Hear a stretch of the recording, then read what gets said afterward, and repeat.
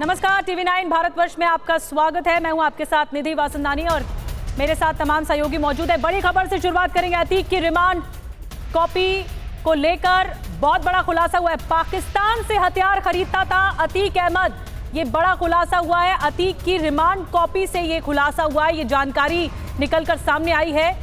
पाकिस्तान से हथियार खरीदता था, यानी पाकिस्तान के संपर्क में था अतीक अहमद। ये बहुत बड़ा खुलासा हुआ है और ये रिमांड कॉपी से खुलासा हुआ है।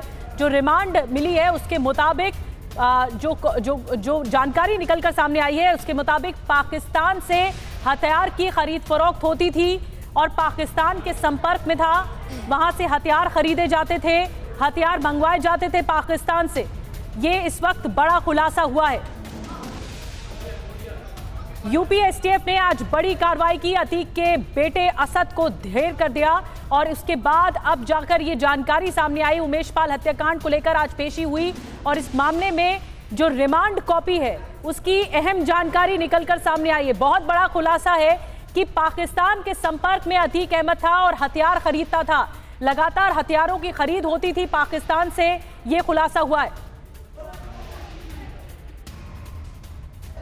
तो अहम जानकारी निकलकर सामने आई है। इससे पहले असद के मारे जाने पर, असद के ढेर होने पर अतीक अहमद ने भी बयान दिया, ये सब मेरी वजह से हुआ है, ये भी कहा गया। इस वक्त एक बड़ी खबर आ रही है जिसको लगातार TV9 भारतवर्ष दिखा रहा है। पंकज झा इस वक्त हमारे साथ, हमारे सहयोगी जुड़ रहे हैं। पंकज, हथियारों जो खरीद लगातार होती थी वो पाकिस्तान से खरीदे जाते थे, ये जानकारी आ रही है। और क्या डिटेल्स, क्योंकि ड्रोन के जरिए गिराए जाते थे हथियार, ये भी इंफॉर्मेशन में पता चला है।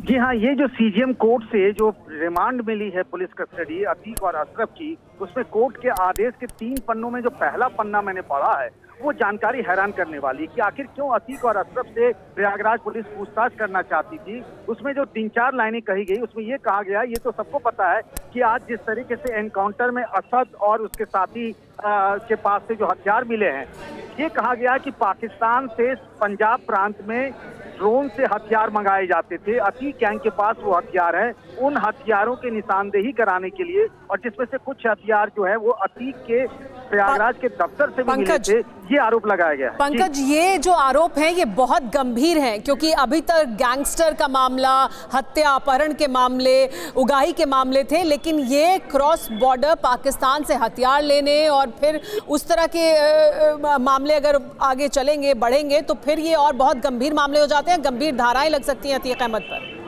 जी हाँ, बहुत बड़ी बात कही गई है कि पाकिस्तान से, और वो भी कैसे, ड्रोन से सीमा पार से पंजाब प्रांत में हथियार आता है। वो हथियार यहाँ प्रयागराज में अतीक और उसके गैंग के लोगों के पास पहुंच जाता है। उस हथियार से उमेश पाल की हत्या की जाती है। उसके गैंग के पास ऐसे बहुत सारे हथियार हैं और इसीलिए अतीक अहमद से पूछताछ करना जरूरी है, ये कोर्ट ऑर्डर में लिखा हुआ है। बिल्कुल। पंकज, ये बताइए कि ये जो खुलासा हुआ है, ये रिमांड कॉपी से खुलासा हुआ है कि पाकिस्तान से हथियार खरीदे गए थे। कब कब खरीदे गए हथियार, कितनी तादाद में खरीदे गए और इसके क्या कितने गुर्गे अतीक अहमद के इन्वॉल्व थे? देखिए, आज भी जो एनकाउंटर में जो असद, अतीक अहमद का बेटा और या फिर गुलाम के पास जो हथियार मिली है वो भी विदेशी हथियार है। एक विल्सर मिला है और ब्रिटिश डॉलबुक मिला है।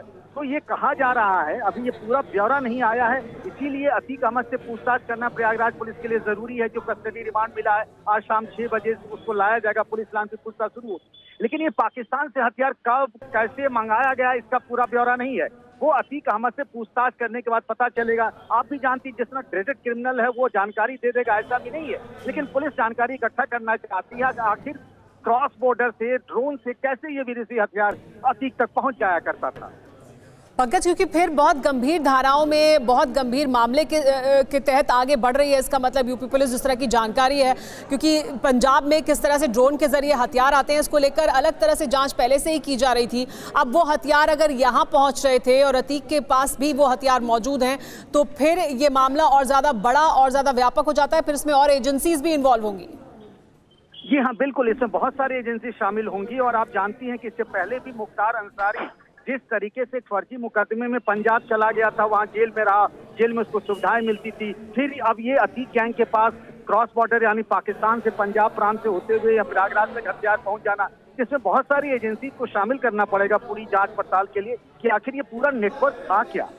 पंकज, ये जो नेक्सस है इसको लेकर अगर हम पंजाब, पाकिस्तान और भारत के कनेक्शन की बात करें तो हाल फिलहाल में जो बॉर्डर एरिया है वहां पर ड्रोन्स पाए जाने की बहुत ज्यादा जानकारियां सामने आई है। ऐसे में ये कब तक क्लियर होगा कि अतीक अहमद को इस तरह से सप्लाई किए जाते थे हथियार और कितनी दफे हो चुके हैं, ये डिटेल कितने वक्त बाद सामने आएगी?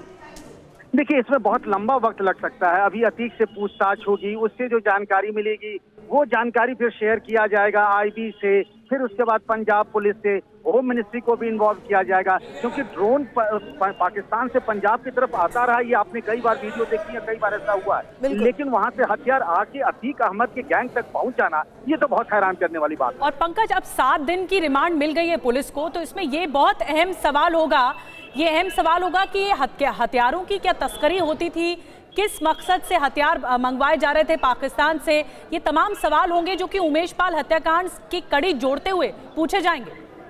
जी हाँ, बिल्कुल। और देखिए, मैं जब यहाँ था प्रयागराज में और करबला के अतीक अहमद के ऑफिस से जो हथियार मिले थे उसमें भी एक विदेशी हथियार था। तो ये तो बात सच है कि अतीक गैंग के पास विदेशी हथियारों का जखीरा था। आज भी एसटीएफ की तरफ से ये बात कही, पर क्या वो पाकिस्तान से पंजाब होते हुए आया है? जी पंकज, आपसे ये जानना चाहेंगे कितने दिन की रिमांड फाइनली मिली है अतीक अहमद की?